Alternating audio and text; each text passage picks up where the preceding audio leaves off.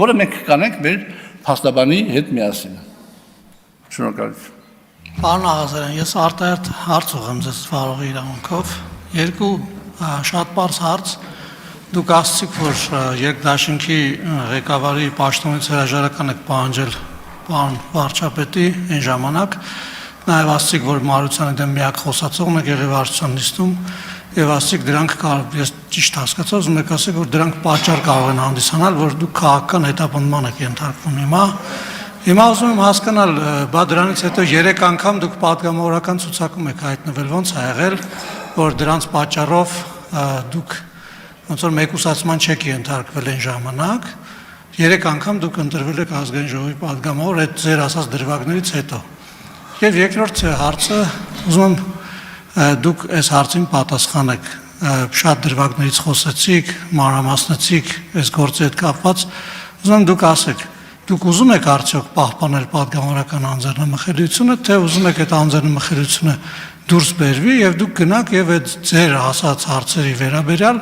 արդար դատաքննության բոլոր գործիքակազմով մասնակիցը դառնաք։ Շնորհակալ եմ։ Առաջի հարցի հետ կապված, քանի որ ժամանակը չերիքից ես չկարողացա լավ հիմնավորումներ տալ, ես պարոն վարչապետի հետ ծանոթացել եմ 2012 թվականից, երևի ես շատ բարձր եմ գնահատել իր շատ արժանինքներ, շատ գծեր, շատ կարևորել եմ իր անձը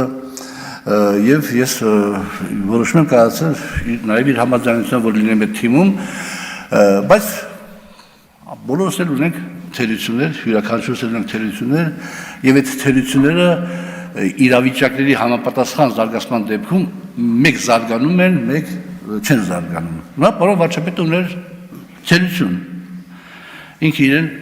համարվել բացառիկ շատ դեպքերում, դե ամենք էլ ամբիցիոզ մարդիկ են, ես դե սարսափելի բան չէի նկատում, որովհետեւ պարոն Արշակյան, դուք էլ դեր հետ միասին հնաբնակեցես եք եւ դուք ավելի շուտվանից եք ճանաչում իր այն մյուս արժանինքները գերակշռում էին եւ ես մտածում եմ, որ ժամանակի ընթացքում մենք բոլորս մեր դիտողություններով են համոզելով խոսալով այնպես կարենք որ ամեն ինչ նորմալ լինի, բայց ժամանակը գնաց առաջ եւ իր մոտ այդ ամեն ինչը սրվեց, խորացավ, իր բացառիկության զգացողությունը ես արդեն զգացել եմ մոտ 1 տարի առաջ, արդեն ինքը գրեթե որևէ մեկին չէր լսում, այս եվրո քվերել օրինակ, ինքը որևէ մեկին չէր լսում եւ խաղաղության պայմանագրի հետ կապված ես տարբեր հարցեր եմ տվել, մասնավորապես եւ անկլավների հետ կապված եւ փախստականների հետ կապված, փախստականների վերադարձի հետ կապված ճիշտ է, մի ստացել եմ բացասական պատասխան, հիմա ես այն որ ասում եմ պատանեկան տարիքից ձեր հարցին պատասխան նաեւ մի հատ բան եմ հիշում, թեթևակի բան, որ ասում եմ եւ վերադարձնելով ձեր դիմանկարը ես ձեզանից սեր չեմ աղրսում, հիմա ես պետք է դուք նախին գործընկերները պետք է ինձ համարեն իրենց համար ինչքանով կամ չկամ դա ուրիշ հարց է, իրենց համար շատ արմատական ընդդիմախոս եւ ես շատ ուրախ կլինեմ երջանիկ կլինեմ, որ արդյունքում դառնամ քաղաքական բանկրոտ, այսինքն իմ անհանգստությունները տեղին չլինեն,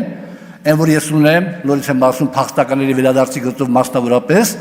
ես դառնամ քաղաքական բանկրոտ, բայց շահեմ որպես քաղաքացի, որպես Հայաստանի Հանրապետության քաղաքացի, դա իմ համար կլինի ամենալավը։ Կամ իմ այս դիրքորոշման հետ կապված, թող իմ նախին քաղաքական թիմը ավելի կուրանա, ավելի ուժեղանա, վարչապետը որոշ ճշգրտումներ մտնի իր աշխատանք ոչում SMS-ներով աշխատանքից չազատի, ենթադրենք մարդկանց կուրանա թիմը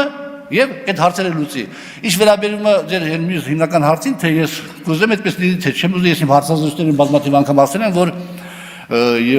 քաղաքացիական պայմանագիր խմբակցության պատգամավորներից 1-2 հոգի են իրավաբան, ընդամենը մի քանի հոգի են իրավաբան եւ հնարավոր չի, որ իրանք կարողանան խորությամբ գնահատական տալ եւ որոշում կայացնել եւ հետեւաբար իրանք պետք է հնարավորություն տան դատախազին, որպեսզի իրականացնի արդարադատություն։ Բայց ես դեպք քվեարկեմ դեպքությամբ։ Շնորհակալություն։ Այն առաջի հարցին ըստեյության չստացա պատասխան, պարոն Աղազարյան, որովհետեւ դուք 3 անգամ ցուցակում եք ընդգրկվել եւ հավատացնում եմ ձեզ, որ եթե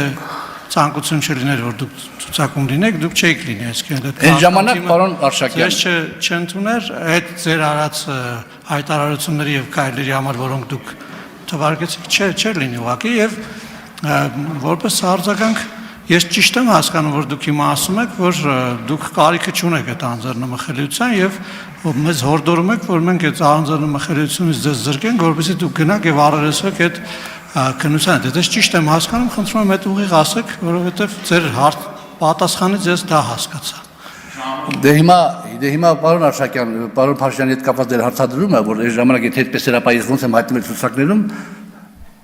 դա բացատրում է նրանով, որ ես զրո չեմ եղել, ես ինձանից բան եմ ներկայացրել, եւ իմ ընկերներին սիրել են եւ հարգել են, եւ Փաշինյանը այդ ժամանակ հələ այդ Փաշինյանը չէր, որ միազնյա որոշումներ կայացնել, իհարկե ճնշում էր, բայց չէր կարող, եւ հետեւաբար ինչ-որ ձևով ինքն էլ ինձ ես կարծում եմ, որ ընդունում էր, հարգում էր, եւ հետեւաբար այդ պատճառներով այս հայտնվել ցուցակներում, իհարկե ամեն անգամ ավելի հետ, բայց դե կապ չունի դա։ Հիմա ինչ վերաբերում է այդ անձեռնմխելիության հարցին, հիմա ես որևէ մեկից չեմ եղանա, որ բացարձակապես որևէ իմ գործընկերներից մեկից չեմ եղանա, որ իրանք կողմ քվեարկեն, բայց ես շատ երջանիկ կլինեմ, եթե ամեն մեկը քվեարկի իրապես համոզմունքի համաձայն։